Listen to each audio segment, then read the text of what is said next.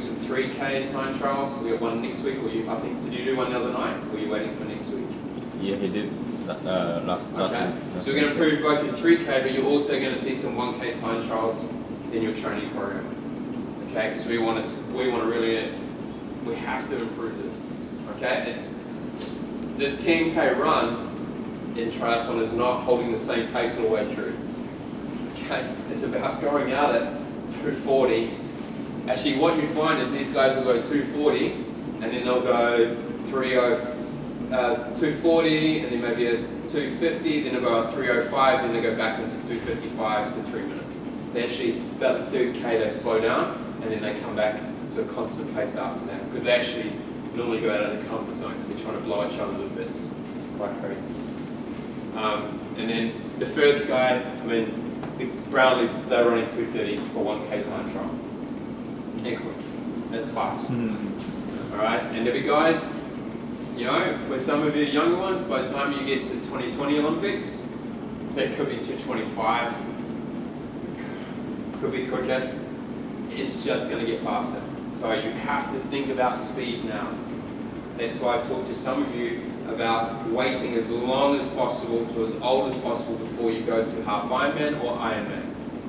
And for your under 20-year-olds, I prefer you only go sprint distance.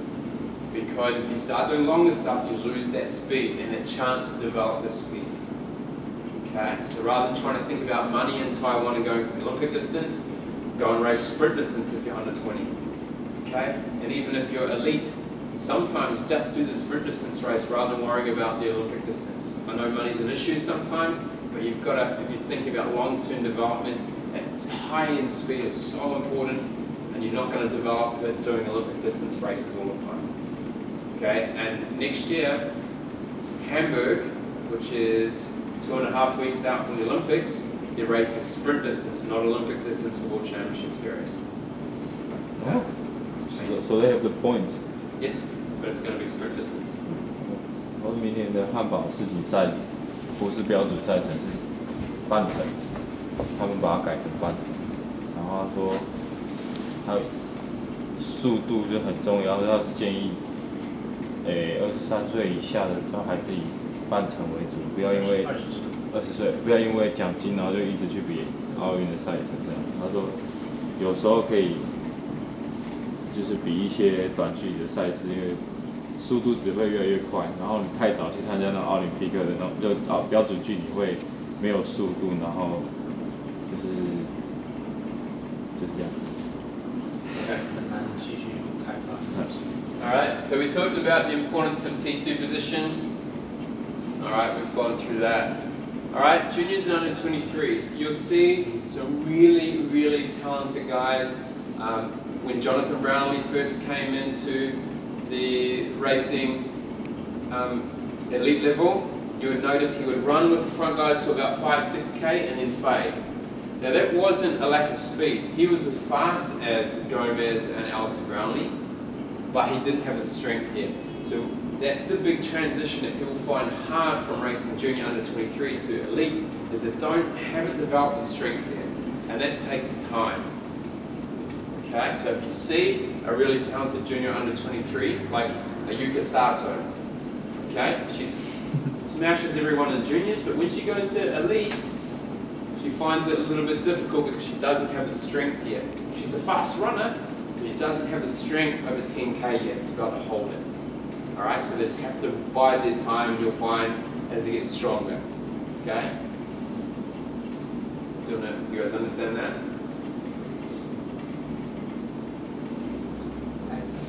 其实我不太懂。速度是一回事，但是还有像肌力这些东西是还要在随着时间的那个。这随时间的累积，你的训练的累积。像 Brownie 不是有2个兄弟嘛，比较年轻的，他的速度跟他哥哥一样快，但是他刚加入成人的那个23以上的精英组的时候，他会跟到主集团到大概5-6公里的后面掉下来，那不是因为速度，是因为他肌耐力。All right, so some other things in running, I'm going to go through this quite quick because we need to really get on to the cycling side of things. You need to, pack running, It's important you can pace off other athletes rather than trying to figure out what pace you have to go. So if you sit in behind in a group of 6, you just can stay in their rhythm. You don't have to focus on how fast you have to run. Just focus on what they're doing. If you're in front, you can't see what they're doing behind. Alright, you get protection from the wind, and you can also gauge other athletes. If I'm running behind Sam, I can listen. How's he breathing? Or there's a change of breathing. Okay, time to kick it in. Let's go. Because he's going to suffer now. So it's important. If you've got a group, unless you thrive on being confident at the front, just sit in behind. Is there a word that you don't understand, Sam? No, okay, I understand. Alright. Corners, 180-degree turns. These are things you need to practice. Okay, how do you corner quickly? Alright, if you've got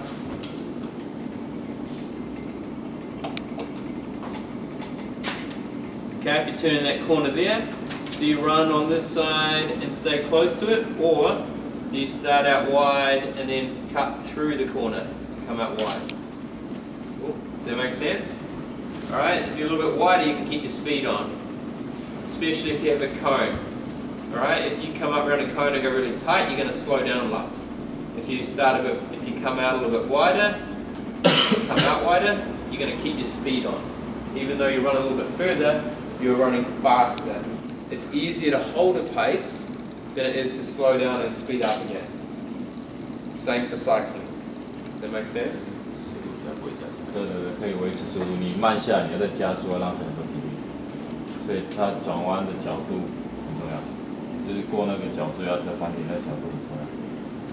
Okay. So if we always train and we're always running in a straight line, or we always run around a track, we're not very agile. So when we go to do a quick turn, we're not used to it. So we need to make sure that in training that we are incorporating things where we have to step off 1 foot, change direction, because you've got to go around the corner.